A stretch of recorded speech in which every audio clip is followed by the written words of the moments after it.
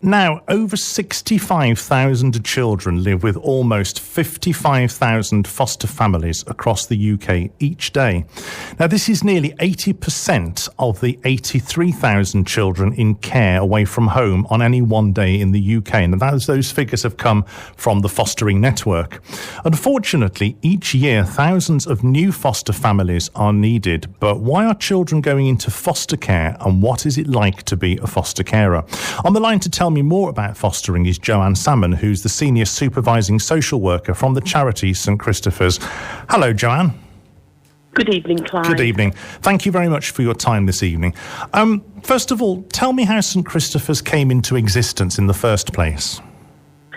Well, it's got quite a long history. We are celebrating 150 years in existence. Mm-hmm. So it was formed, so long ago, but it's evolved over time, and we're now in a position, moving on from 1870, we're now in a position where we can offer a wider range of services mm-hmm. to those that were offered at the time, which mainly focused on young boys who were moving to London to seek work and needed a place of safety, accommodation and meals. Mm-hmm. And so the St Christopher's evolved from that beginnings, really. Right, so from quite humble beginnings, I suppose one would say. Yes, absolutely. So tell me about the current aims and goals of your organisation. Well, at St Christopher's, we hope to continue to work across England and the Isle of Man, work with children in care, those who are leaving care, and also those on the edge of care. So, for example, children who are experiencing difficulties within their own birth families, whereby intervention can perhaps prevent them having to come into care. Mm. So that's the edge of care work. And obviously, we in the West Midlands focus on children who are placed with foster carers, and that's the body of our work in the West Midlands region. Mm-hmm. Now, the thing is, I have visited children in care in children's homes. I'm going to use the word children's homes just for the purpose of this discussion. And whilst the homes and the staff there do their level best and they have a valid contribution to make, I can't help thinking that a child or young person is far better off in a foster environment. Is that a fair statement? I think every child is different, but I think the underlying issue is that children who are unable to be placed with foster carers, and that could be because there's a shortage mm-hmm. of foster families with whom we can place them with, do end up in children's homes. And it's not an ideal scenario, but we know that for some children, perhaps that is meeting their need. And so after a proper and full assessment, if that's what is deemed to be in that child's best interest, then that is the sort of placement that will be sought for the child. But from a fostering perspective, we can see the real benefits of children living in foster families and being able to have those relationships with grown-ups with whom they trust and who they can build a rapport and hopefully have a better outcome. And the stability as well. I think the stability is important, is it? Yeah, the continuity of care, the stability, the ability for the foster carers to connect with the child mm-hmm. and take the child on a journey at their own pace, really, so that they don't feel rushed or hurried into forming relationships, but it's done at their own pace so that you know that when they attach to you, it's because that's what they want to do. Sure. Now, how many young people do you support in an average year then? I think it's quite a lot, isn't it? Yes. If we just look at the last financial year, for example, mm-hmm. we were supporting over 1,800 children. Gosh. So that is a big number.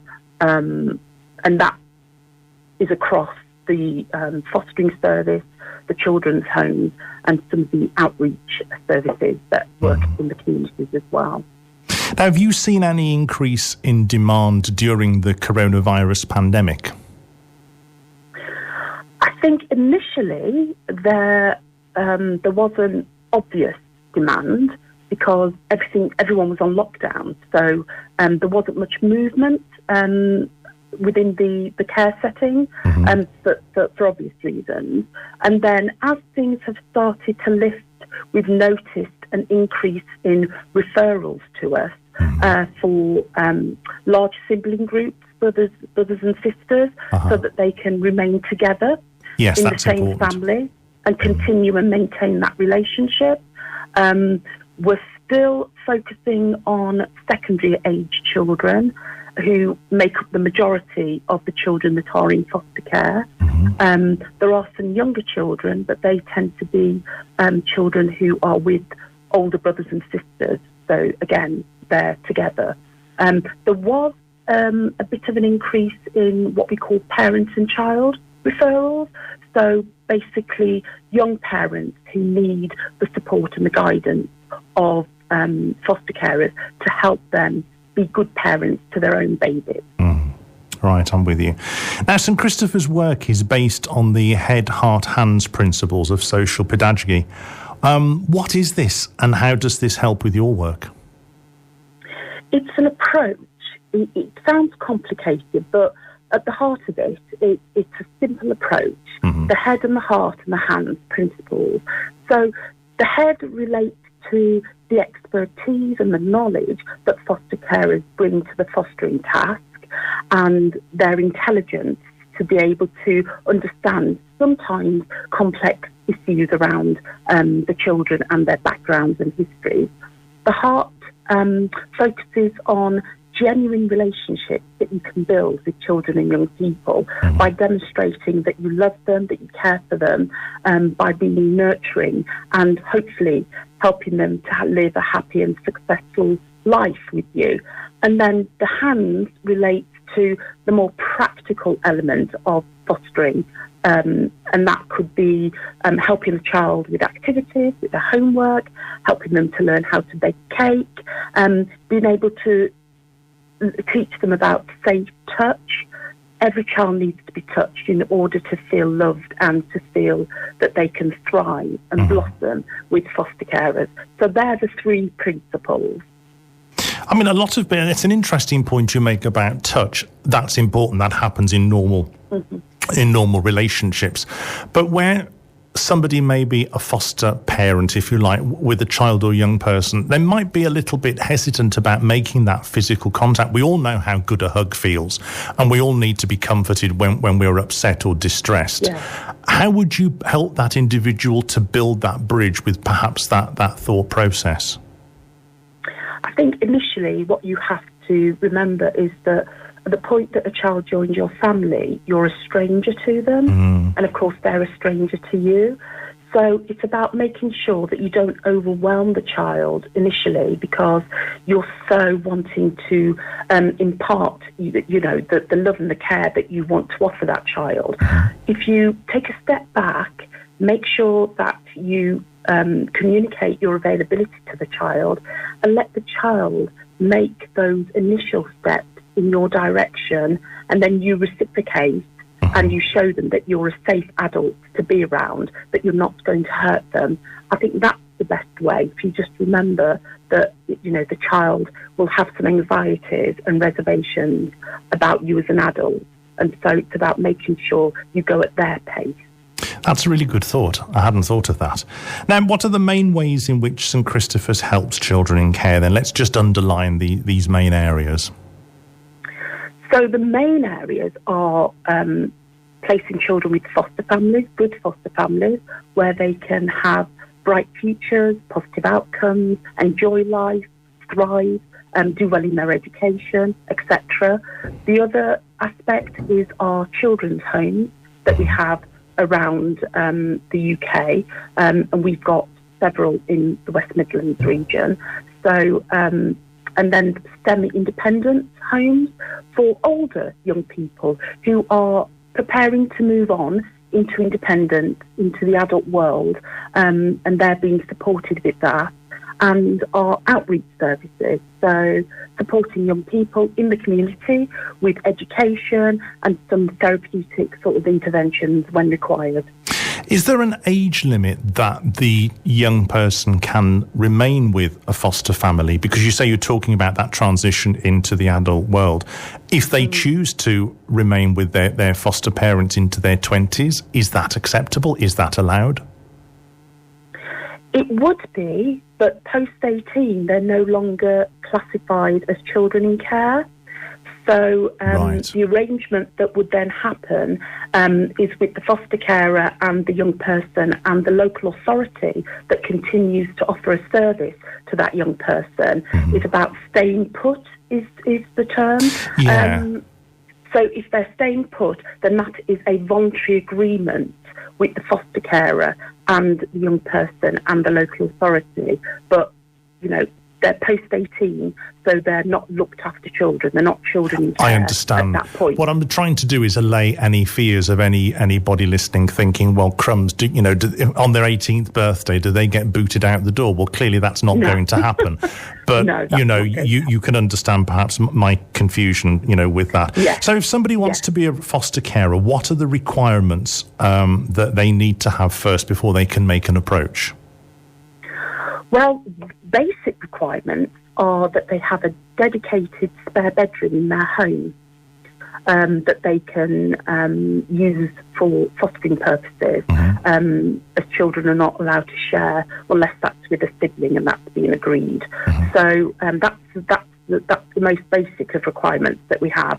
And then in addition to that, then it's about their ability to provide a child with the support and the nurturing and patience that they require, to be kind. Experience with children is always a plus, but it's not absolute.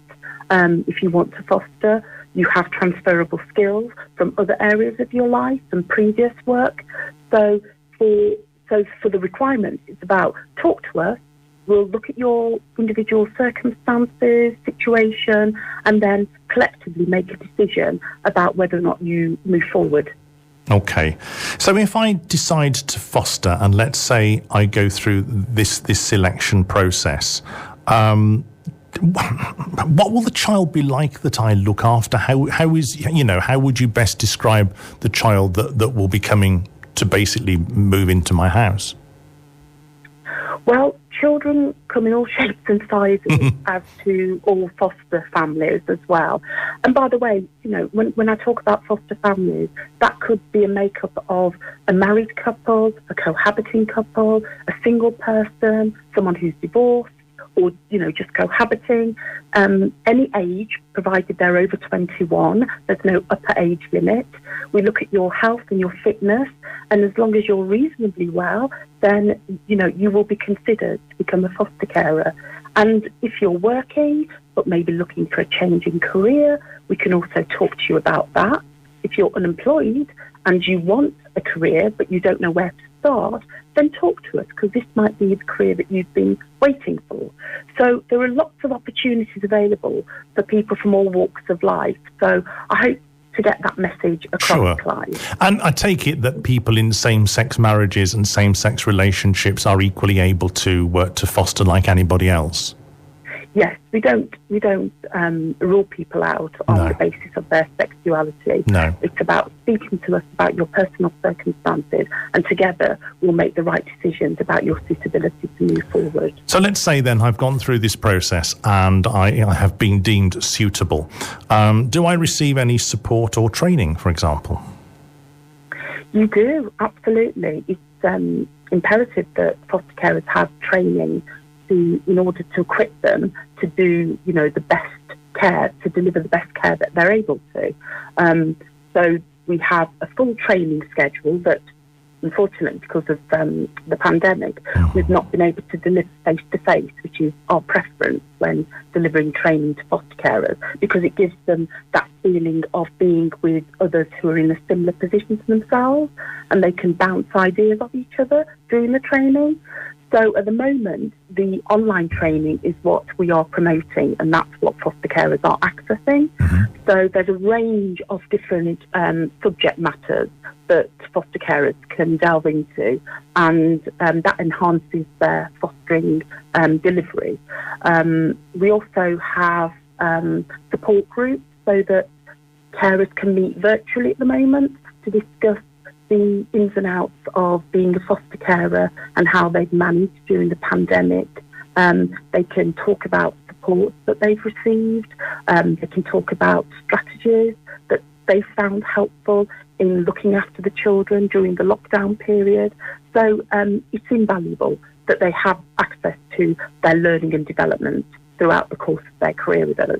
And certainly as a foster carer, then I assume, therefore, that, excuse me, the frequent visits are made by yourselves or the local authority to check that everything's going all right. Yes, so it's twofold. So the foster carers have the equivalent of me, which is a supervising social worker, who liaises with them on a regular basis, would ordinarily visit the home and have supervision with them and check that they're okay and there isn't anything that they need. And then the child has their own local authority social worker that equally will carry out visits to the child ordinarily. But obviously, because of the pandemic, that had to stop for a period of time. And we've been carrying out virtual supervisions and visits to the foster families, checking that the children are well, making sure the foster carers have the help and support that they may need, so that everything can still function as it would ordinarily. So if anybody wants to find out more about the charity or fostering and how to get involved, how's the best way that they can do that? We have a website. Can I give you the website? Please. Address? Yes, please. So it's stchris.org.uk/fostering. And St Chris is capital STCHRIS. And then there's also a free phone number, which is 0800 234 6282. 0800 234 6282. Yes. Superb. I would urge anybody who is considering, to do this, or perhaps, as I've said, they may choose or not be able to have children of their own or young people, then I think it's an invaluable thing to do. And I would urge anybody to get involved. I would too. And, don't rule yourself out. Please just give us an opportunity to have that conversation with you, that discussion with you, maybe arrange a home visit if that's appropriate, just so that we can look at your own individual circumstances and decide together if this is the right vocation for you. So we cover the whole of the West Midlands. So our office is in West Bromwich. So we've got a local office, and we cover all the regions that you can imagine throughout the West Midlands. So please contact us and have the conversation, is what I would say, because we want foster carers who are full of energy, full of life, are able to give the time that's required to support children who come to them, who are patient, who are willing to go that extra mile to make sure that the children receive the care that they need and that they deserve. Joanne Salmon, Senior Supervising Social Worker from the charity St Christopher's Fostering, thank you so much for talking to Friday Night Live. My pleasure. Thank you, Clyde.